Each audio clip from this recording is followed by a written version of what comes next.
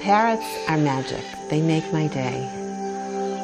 The French say that love begins with a coup de foudre or a thunderbolt.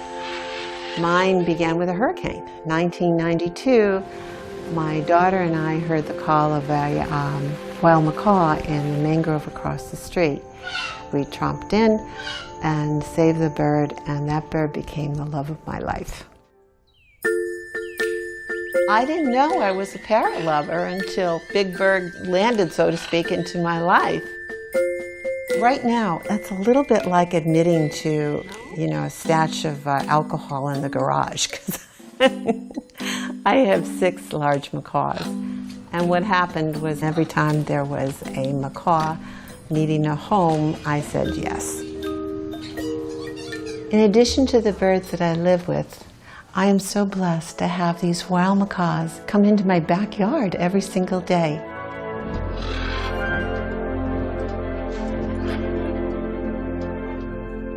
The first day they arrived, I was cleaning cages out in the patio, and the funny thing was is my blue and gold macaw gave out the macaw greeting call,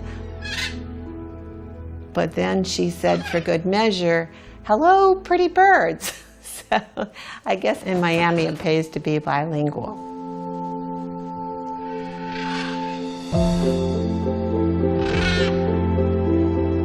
The first time I ever saw a blue and yellow macaw in Miami, as I was driving along, I saw this flash of electric blue above my car, and it blew my mind.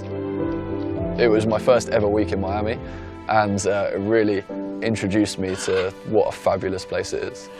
It was mental. I even rang home to talk about it. The great thing about Miami, right, is that those things keep happening. The non-native parrot community in South Florida is absolutely wild. There's more than 10 species which are fairly abundant and easy to observe. They all interact with each other and with native species. It's really a unique situation.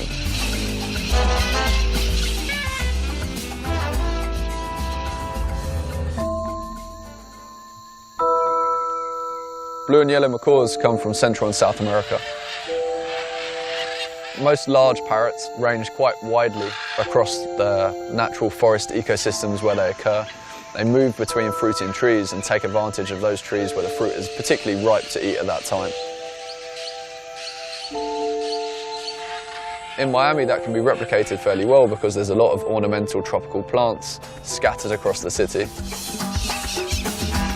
They know where the almond trees are, they know where the poinciana trees are, they know where the feeders are. If it's nesting season, I'll get them in pairs or one a couple of times a day. But this time of year, they can get as many as 11 or 12.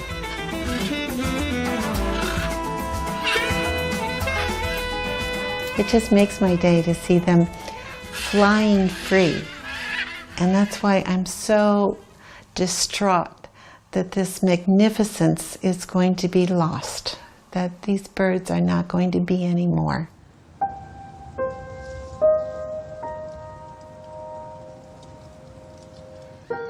If the birds do not come, I am petrified. I am so terrified that they're being poached because so many have disappeared. In the 8 years since 2010, they've gone from 44 down to 12. There are ads in Craigslist, parrots wanted. It's a big business down here. It is a vile, horrible, big business.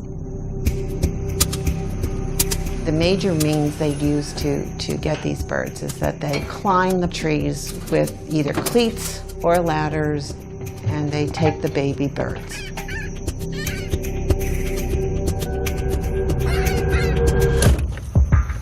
The other method they use is they buy $300 net guns on eBay, and they shoot a net 35 feet in the air.